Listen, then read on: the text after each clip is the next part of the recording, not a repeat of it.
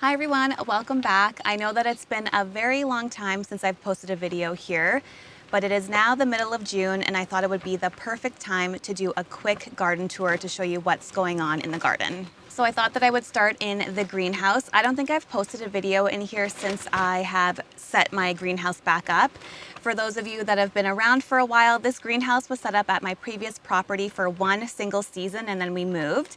And then when we moved to this property, I had set it up in an area that ended up being very wet last summer. So wet, in fact, that I couldn't even walk to the greenhouse without my boots sinking into the mud. So this year I decided to move it to an area that was a little bit higher and drier. And I decided to create an in-ground garden in this greenhouse, but still kept a little bit of space so that I can have some starts in here as well in the spring. So I'll turn my camera around so you can see what this space currently looks like. So if you walk in the front door here, I haven't watered in here in a day or so, so it's looking a little dry, but you can get a general sense of what this space will look like. So along the edges here, I have a single tomato, which is a Berry's Crazy Cherry tomato. And then I have a few peppers along the side there. And then at the back, I have a bunch of Muncher cucumbers. And then I have more peppers along the side here. And then right in the middle, I have two different types of melons. So my idea for this greenhouse was to have my melons and cucumbers grown vertically. So once they get a little bit bigger and a little bit more established, I'll hang some twine down from the top of my greenhouse to the base of where the plants are. And then I'll slowly twirl them up the twine so that they'll grow vertically. And then the melons and cucumbers will hang off of the vertical trellis, and I think it will look so beautiful when you first walk into this greenhouse. I'm hoping it's like super lush and really green, but we'll see. Everything in here is a little bit slow going because it is super hot and I might not be watering as much as I should be, but things are starting to germinate and the peppers and the tomatoes have at least grown a little bit since I planted them in here, so that's a good sign. But now let's go check out the garden. So before I get into the nitty-gritty of the garden, I just want to preface this by saying that my garden is extremely weedy at the moment. So please don't judge the state of the weeds. I've been trying to keep on top of it, but if I'm being honest, it feels like a never-ending battle. So I'm just trying to coexist with the weeds, pull them before they start to go to seed, which I'm still failing at if I'm being quite honest. But I'm doing my best and I'm trying to focus on weeding the actual garden beds and not so much my pathways because it would be a full-time job. So this here is my Brassica bed, and then at the end I have two hollyhocks on either side of this walkway here, and they are doing so well. These hollyhocks I planted last year. I actually started them from seed in the winter, and then I planted them out last spring. And they just put on a bunch of foliage last year and they have doubled, if not tripled in size this summer. So they are looking very good. And I'm hoping to get some blooms on them this year. These ones are all black hollyhocks, which I saved seeds from my last house. So this is my Brassica bed, like I had just mentioned. And I have them covered because we have really bad flea beetles here in Manitoba in the spring. So to try to reduce the amount of damage on my brassicas, I covered them this year, but I will say because the weeds are like growing right along the edge of my my hoop house, or like my little hoop tunnel here, the flea beetles have been able to get under. So there is still some damage on them. It's not as bad as it would have been if I didn't have them covered, but there is definitely still some damage on my brassicas. So I don't want to uncover this too much, but just to give you a sense of what these currently look like. So here I have a farro cabbage, which is honestly the best cabbage I've ever grown. It looks so great aside from the flea beetle damage. And then in the back there, I have some Asperbrock broccolini, which I have harvested from already. You can see on some of them I've cut the top florets off, but because it's a broccolini, it will continue to create more florets as long as it doesn't stay too hot. And then at the end of this bed, I have some regular broccoli growing, which Looks pretty good, but I have a feeling that that's going to bolt. It's been very warm here. And then at the back I have some Brussels sprouts, which haven't grown a ton since I've planted them. This spring has been quite the struggle. At the beginning, it was really cold and then it would get really hot. In fact, I think the first 2 weeks of May, or maybe it was late April, we went from -9 overnight to +30 in a week and a half. So it's been really hard to plan when to plant cool season crops. So I did plant out my brassicas when it was probably too warm for them, and then it did cool down and they seem to obviously like that cooler weather. But we've had a lot of +30 days this spring, which of course brassicas and cool season crops just can't thrive in. So that's why I think my brassicas are a little smaller than they would be at this time otherwise, and maybe are starting to bolt. But like I said, it's just been a really hard spring to plan around. And then on the end of that brassica bed, so that same bed that's right there, I have planted some okra. So there's a few just growing in here. I really need to weed this bed. This is on the to-do list today. So in previous years, I've always started my okra indoors because I know that it's a warm season crop that has a relatively long growing season. So I've always started it indoors in Manitoba, and my seedlings always seemed to be very small, stunted, and always sickly looking. And I think I posted a video either on YouTube or on other social media, and someone suggested planting them outdoors instead of starting them inside. And I will say that these okra are the best looking okra that I've ever grown. So I think that might be the key, is just starting them outside. Of course, I don't know if my season's going to be long enough for these okra to actually provide food, but it's an experiment. I have lots of space in my garden to experiment with, so I thought I would try and see what happens, but so far they are looking really good. So the next bed over from the brassicas has some, I think this is a bed of zinnias, which are very, very small at the moment. You can see just a couple starting to germinate. They are very slow going in my garden, and I'm wondering if maybe I should have started these inside, but I had read that zinnias don't do well transplanted, so we'll see what happens. And then along here, I have all of my tomatoes, or I shouldn't say all of them. I have 2 beds of tomatoes, but this is one of the beds. And I have mostly paste tomatoes, which I'm going to be using for sauces. And then I have a few cherry tomatoes, which of course will be for fresh eating. And then just a couple different slicers. There's about 10 tomatoes in each row, and I'm using the Florida weave here as my way to trellis them up. And I do have to probably come in here and add another row because they're getting quite tall. And I did see, oh yeah, here we go. This one has a flower on it already. One of them had a tomato on it. I think it's one of the ones at the very end there. But even though they look quite small, they've grown quite a bit since I planted them in the ground. And then opposite of those 2 beds, I have another bed of tomatoes here. This bed is mostly Amish paste because, like I said, I'm focusing mostly on canning tomatoes this year. And then there are a few slicing tomatoes. So I think I have Black Beauty and Black Crim on this side of the trellis too. And then on the end here, I have more zinnias. These ones are a little bit further along, or doing a little bit better, but I'm really hoping to get some zinnias this year. So this patch here are all shishito peppers, which are actually looking really good. Let me see if I can find some. There's some little shishitos growing on here, so I'll probably be able to harvest my first batch of shishitos in the next week or 2, which is very exciting. I should have brought out my notebook so I can see and tell you exactly what all of these varieties are, but there are Black Hungarian. I have 3 different types of jalapenos, if I'm not mistaken. These little guys here are piquino peppers, and I've tried to grow these a few years in a row and I haven't had luck, but these ones actually look really, really good. So I'm excited to hopefully get some this summer. And I think these ones are the Black Hungarians here. They have like this very beautiful purple foliage, and they are just starting to put on some flowers there. Those ones really stand out because they're just dark purple. And then I think these ones, that one at the end is a California Wonder bell pepper. And then I think these are some more jalapenos.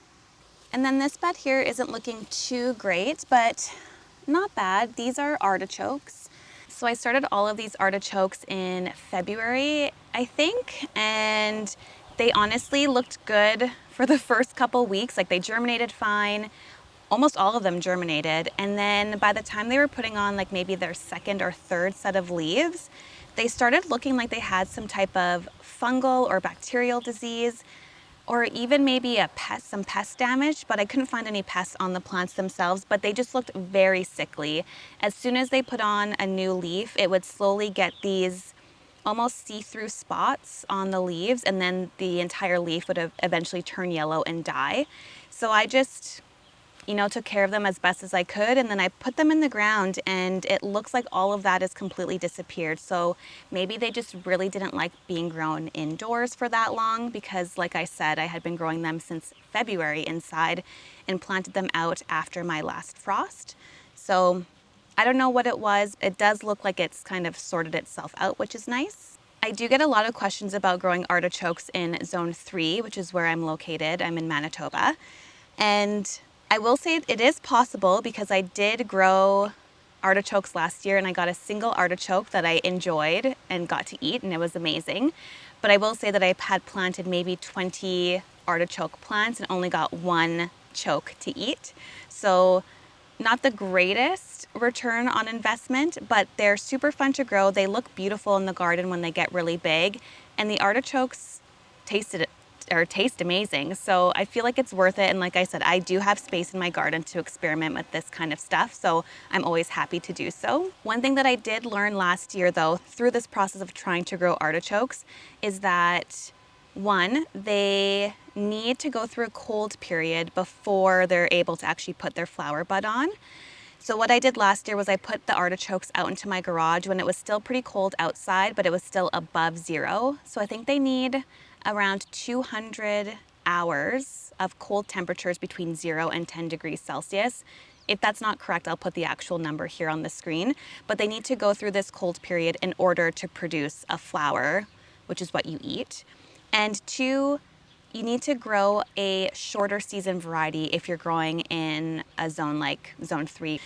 I have tried growing green globe artichokes. That's the first artichoke I grew, but I think they need like 115 days from seeding to harvest, and our season just simply isn't long enough, even when you do start them indoors in February. So I switched over to the Imperial Star variety, and I think these ones need 85 days, so a lot fewer days are necessary, which is great. And like I said, I did get an artichoke last year, so I'm hoping to at least get 2 this year, and then I'm improving, right? So this is my garlic bed here, and it is looking amazing. I have some scapes coming up, so I'm going to be harvesting those probably today, and I'm hoping to make some pickles out of them. And then I have a bunch of poppies growing in the front. There are some nasturtiums growing on the corners. And I just wanted to show you this because I noticed these last night when I was in the garden. I have some black swallowtail caterpillars munching on my dill. We don't eat a ton of dill in our house. Like, I'll put them into pickles and stuff, but we don't eat a ton of it, but it's all self-seeded, and I just leave it because it is the main food source for these native butterflies. And there's another one there. I found 5 on these 2 plants yesterday, so I'm sure they're all around here somewhere. And then around here, I have some more ranunculus, which are just so beautiful. I can't get over how beautiful they are. I'm actually just gonna deadhead this one, so hopefully it puts on another bloom. But look at this, just stunning. And then in this side of the bed, I have some more pepper plants. So this first one here is a shishito. And then that one is Craig's Grande jalapeno. This one is Black Magic jalapeno. The one in the back is a biquino.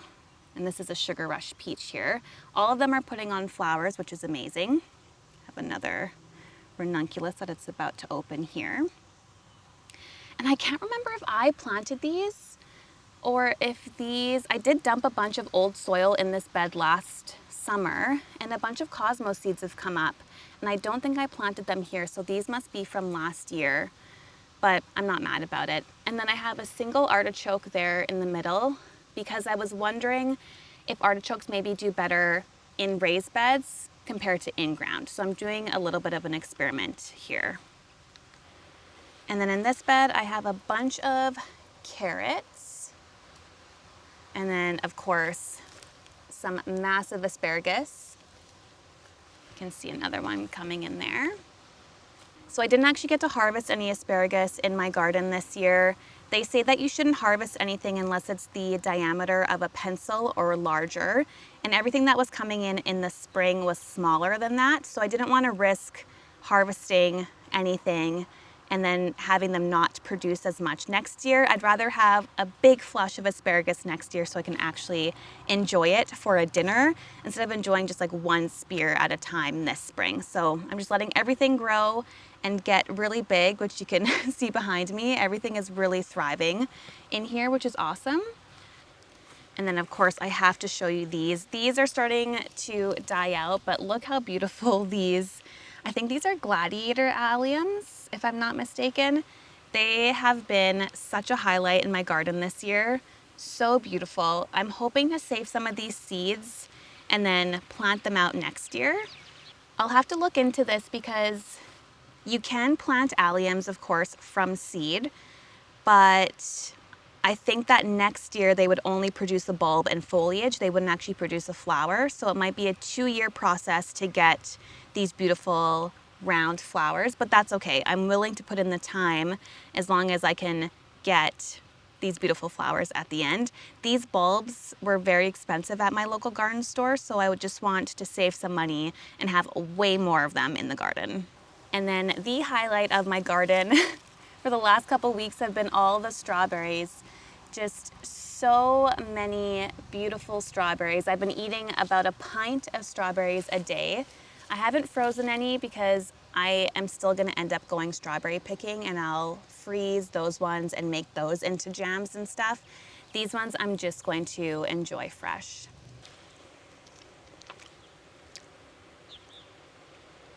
You know it's a good strawberry when it's red all the way through. So good. And then this here is my onion bed, and it's very interesting. So this part of the bed is doing way better than this part of the bed. So last year I actually had a bag of wood pellets that I accidentally left out in the rain. And of course all the pellets broke down into essentially sawdust. So I thought, oh, you know, I might as well just throw them into the garden bed because it'll act as organic matter that I'm putting into the bed, which will be great. But what I think is happening is that as these wood chips are breaking down, they're actually taking nitrogen from the soil. So everything that's in this area that had the wood chips is not doing as well as the areas that didn't have the wood chips. And I think that's probably what's happening. So to rectify this situation, I've been trying to amend the soil with more nitrogen and more fertilizer. But I think it's going to be a little bit of a slow process because this breakdown is probably pulling all the nitrogen that I'm also putting into the soil. So we'll see what happens throughout the rest of the garden season. These onions just might take a little bit longer to get bigger and maybe to harvest, but that's okay. We'll see what happens at the end. They're still doing okay, but they're just not looking as good as the onions on this side of my bed. And then over here, I have all of my barlotti beans that are growing. So you can see that they are getting quite big, which is awesome. And then they will grow up these trellises that I have set up. And then in the middle of this bed here, I actually have some mushrooms, some wine cap mushrooms.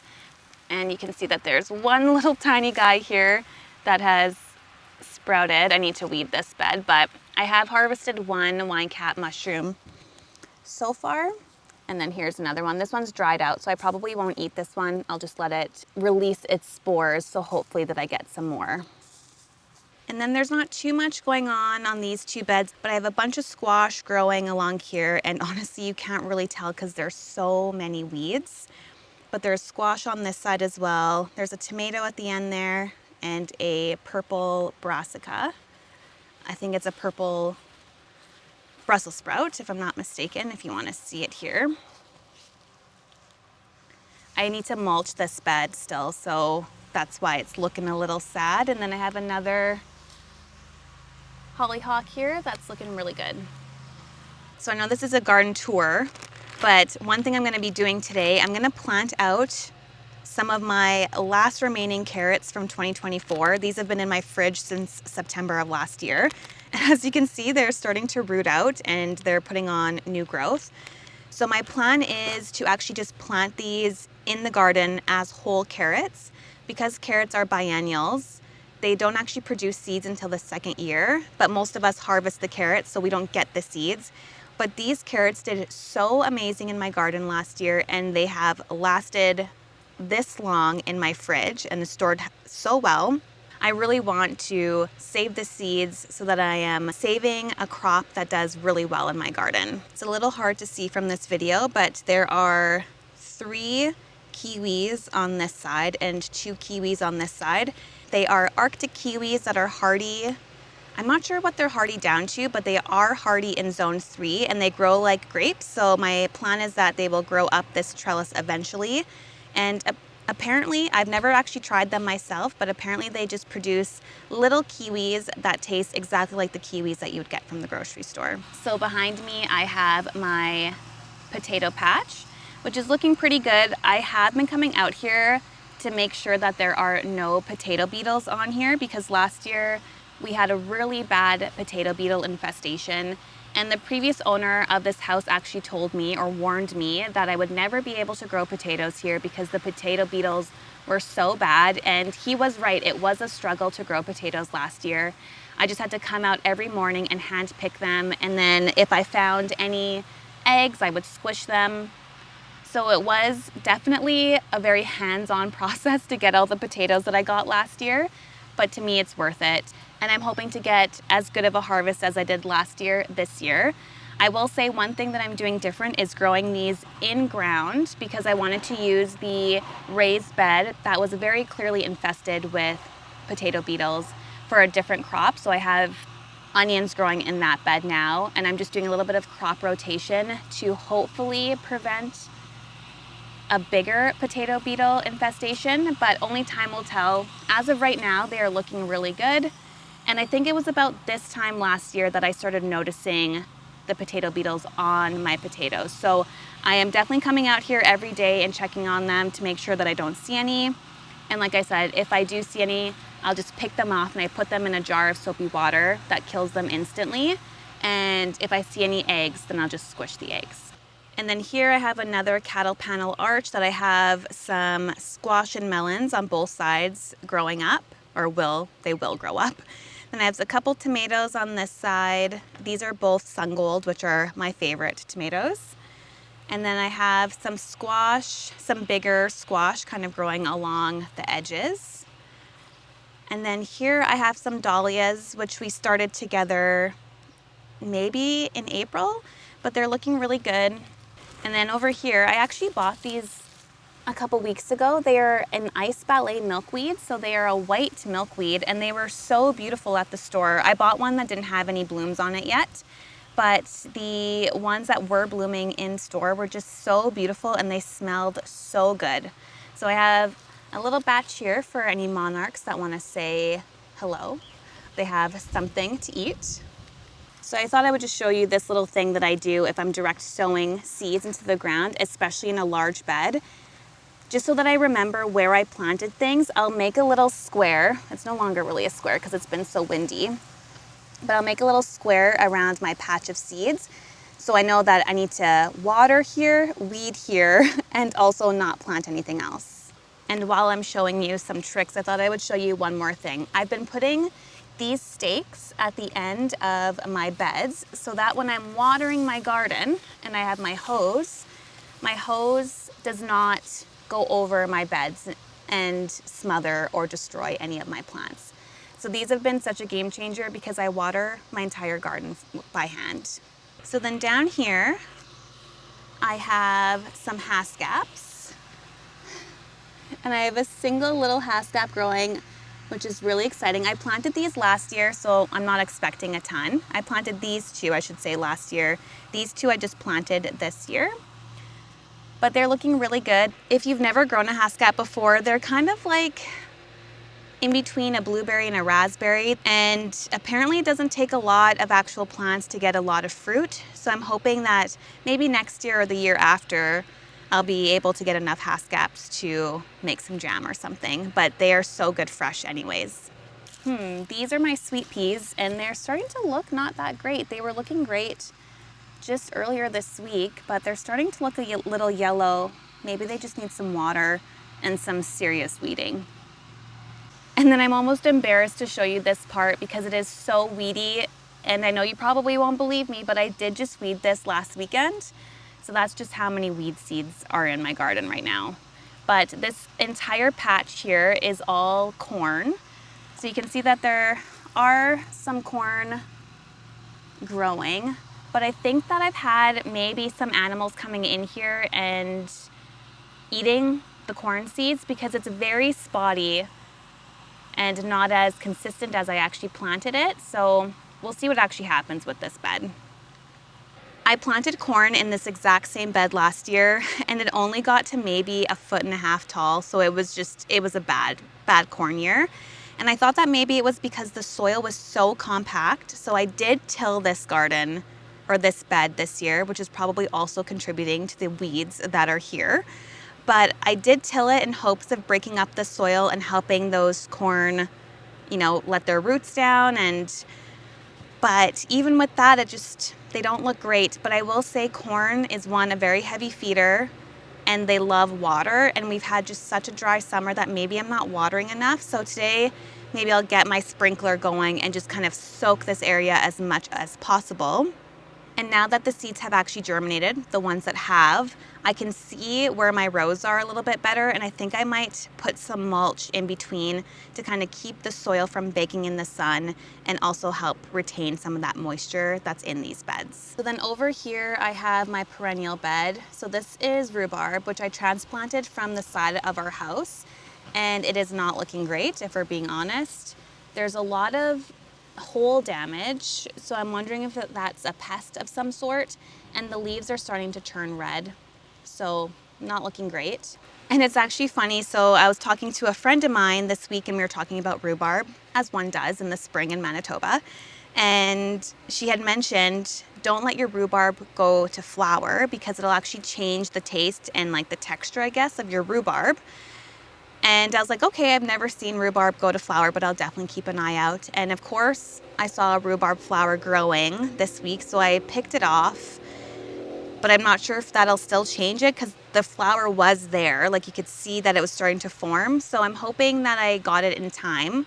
But if not, I guess I'll see what happens next year. It's so funny that I dug all this rhubarb up from an area on the other side of my garden, and I thought I got all the rhubarb tuber out of where I had dug it up, and clearly I didn't because the rhubarb on the side of my house is just thriving. It's massive, it looks so healthy, it looks so good, and then this rhubarb just looks very sad.